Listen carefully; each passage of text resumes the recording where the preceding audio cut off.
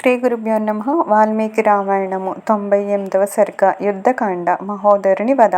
ఆ వానర రాక్షస సైన్యాలు అలా పరస్పరము పోరాడుతూ ఎండాకాలంలో తటాకోదకాల వలె తగ్గిపోయాయి. విరూపాక్షుని చంపివేయడము, తమ సైన్యం క్షీణించిపోవడము చూసిన రావణాసురుడు రెండింతలు కుపితుడయ్యాడు. అది దైవ విపర్యయము అనుకొని దుఃఖపడ్డాడు. తమ సమీపంలో ఉన్న మహోదరుని చూసి, ఓ మహోదరుడా, నా జయాస ఈ కాలానికి నీ మీద ఆధారపడి ఉంది. ఓ మహాబాహు, నీవిప్పుడు శత్రువులను సంహరించాలి, నీ పరాక్రమం చూపించాలి. నీవు నా అన్నం తింటున్నందుకు నా రుణము తీర్చుకునే అవకాశం నీకు ఇప్పుడు వచ్చింది. చక్కగా యుద్ధం చేసి నీవు నాకు ప్రత్యుపకారాన్ని చేయాలి అని రావణాసురుడు చెప్పాడు. అలాగేను అని చెప్పి మహోదరుడు వానర సైన్యం మీదకి పోయాడు. భయంకరమైన వానర సైన్యంలో చొరబడ్డాడు. పెద్ద పెద్ద రాళ్లతో రాక్షసులను కొట్టి చంపివేస్తూ ఉన్న వానరుల మీద ఆ మహాబలవంతుడు మహోదరుడు బంగారు బాణాలని వదిలి వారి కాళ్లను, చేతులను, తొడలను తెగవేశాడు. అప్పుడు మహోదరుని చూసి రాక్షస యోధులు ధైర్యం తెచ్చుకొని విజృంభించి వానర యోధులను కొట్టసాగారు. ఆ రాక్షసుల దెబ్బలకు ఓర్చుకోలేక వానర యోధులు కొందరు అటు ఇటు పరిగెత్తారు. కొందరు పోయి సుగ్రీవుణ్ణి ఆశ్రయించారు. అప్పుడు ఆ మహాపరాక్రమవంతుడు సుగ్రీవుడు మహోదరుని చంపివేయాలి అనుకుని పెద్ద పర్వతమంత రాతిబండను తీసుకొని విసిరివేశాడు. తన మీద వచ్చి పడుతూ ఉన్న అంత పెద్ద రాతిబండను చూసి మహోదరుడు కలవరపడకుండా చటుక్కున బాణాలను వదిలాడు. ఆ బాణాలు తగిలి ఆ రాతిబండ ముక్కలు ముక్కలు అయిపోయాయి. అవి గద్దల గుంపుల వలె నేల మీద పడ్డాయి.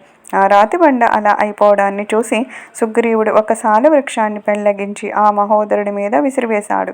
ఆ సూర్యుడు ఆ మహావృక్షాన్ని కూడా తన బాణాలతో ముక్కలు ముక్కలుగా నరికేశాడు. ఆ వృక్షమును వ్యర్థమైపోవడాన్ని చూసి సుగ్రీవుడు కుపితుడు అయిపోయాడు. అక్కడ నేల మీద పడి ఉన్న ఒక పరిఘాయుధాన్ని చూశాడు. తలతల్లాడుతున్న ఆ పరిఘాయుధాన్ని తీసుకుని గిరగిరా తిప్పి తన బలాన్ని అంతా చూపించడానికి అన్నట్టు ఆ పరిఘాయుధాగ్రంతో మహోదరుడి రథానికి కట్టిన గుర్రాలను కొట్టాడు. ఆ గుర్రాలు చచ్చిపడిపోయాయి. ఆ రథం మీద నుంచి ఆ మహాబలవంతుడు కిందకి దూకి ఒక గదను తీసుకొని సుగ్రీవుణ్ణి ఎదిరించాడు. ఆ బోతుల వంటి ఆ వీర్లు ఒకరు పరిఘాయుధంతోనూ ఒకరు గదాయుధంతోనూ మెరుపులు మెరుస్తూ ఉన్న మేఘాల వలె గర్జిస్తూ ఒకరిని ఒకరు ఎదుర్కొన్నారు. కిరణాలతో తేజరిల్లే సూర్యుడి వలె తలతల్లాడుతూ ఉన్న గదను మహోదరుడు సుగ్రీవుడి మీద విసిరివేశాడు. మహోదరుడు విసిరివేసిన ఆ గదాయుధము తన మీద పడకుండా సుగ్రీవుడు తన చేతిలో ఉన్న పరిఘాయుధాన్ని దాని మీదకి విసిరివేశాడు. ఆ గదాయుధము పరిఘాయుధము అంతరిక్షంలో వందాంతో ఒకటి కొట్టుకొని విరిగి నేల మీద పడిపోయాయి. అప్పుడు ఆ తేజోవంతుడు సుగ్రీవుడు అక్కడ నేల మీద పడి ఉన్న మరి ఒక ముసలాయుధాన్ని చూశాడు. ఇనుముతో చేసి బంగారంతో అలంకరించిన ఆ భయంకరమైన ముసలాయుధాన్ని లేవనెత్తి మహోదరుడి మీదకి విసిరివేశాడు. మహోదరుడు అప్పటికప్పుడు మరి ఒక గదను అందుకొని ఆ ముసలాయుధం మీద విసిరివేశాడు. ఆ రెండూ కూడా విరిగి నేల మీద పడిపోయాయి. తమ తమ ఆయుధాలు విరిగిపోగానే ఆ తేజోబలవంతులు ఉభయులు అగ్నిహోత్రాల వలె జ్వలిస్తూ ఒకరితో ఒకరు కలియబడి పిడికిళ్లతో పొడుచుకున్నారు. పదే పదే పెడబొబ్బలు పెడుతూ ఒకరిని ఒకరు అరచేతులతో బాదుకున్నారు. ఉభయలు నేల మీద పడ్డారు. పరాజయం ఎరగని ఆ వీర్లు ఇద్దరును వెంటనే లేచి వచ్చారు. మళ్ళీ ఒకరినొకరు కొట్టుకున్నారు. అంతా ఒకరి ఒకరు పైకి లేవనెత్తి విసిరివేసుకుంటున్నారు. ఆ పరంతపులు ఉభయలు బాహుయుద్ధం చేసి అలసిపోయారు. అప్పుడు ఆ మహావేగవంతుడు మహోదరుడు అక్కడ దగ్గరలో నేల మీద పడి ఉన్న ఒక ఖడ్గాన్ని ఎద్దుతోలుతో చేసిన ఒక డాల్ను తీసుకున్నాడు.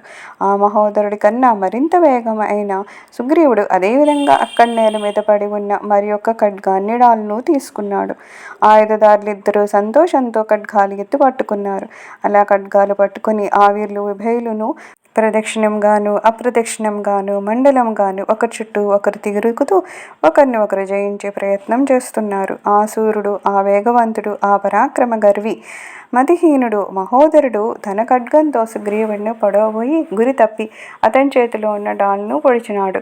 ఆ డాల్లో నాటుకొని పోయిన ఖడ్గాన్ని వెనక్కి లాగపోతూ ఉండగా శిరస్త్రాణంతోనూ చెవులకు పెట్టుకున్న కుండలాలతోనూ దగదగలాడుతూ ఉన్న మహోదరుడి శిరస్సును సుగ్రీవుడు తన మహాఖడ్గంతో తెగవేశాడు. తల తెగిపోయి మహోదరుడి నేలకూలాడు. అది చూసి రావణాసురుడి సైన్యం అక్కడ నిలువలేకపోయింది. సైనికులు అన్ని వైపులా పరిగెత్తినారు. సుగ్రీవుడు మహోదరుని చంపివేసిన సంతోషాతిశయంతో వానరులు అందరితోనూ చేరి సింహనాదం చేశాడు. దశగ్రీవుడికి కోపం వచ్చింది. రాముడు సంతోషంతో తేజరిల్లాడు.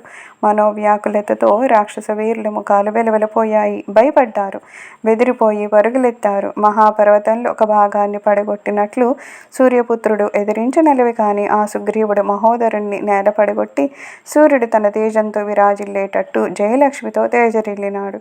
ఆ యుద్ధంలో మహోదరుని జయించిన ఆ మహాపరాక్రమవంతుణ్ణి సుగ్రీవుణ్ణి చూసి ఆకాశంలో ఉన్న సుర, యక్ష, సిద్ధ సమూహాలు, భూమి మీద ఉన్న ప్రాణికోటులు మెచ్చుకున్నాయి.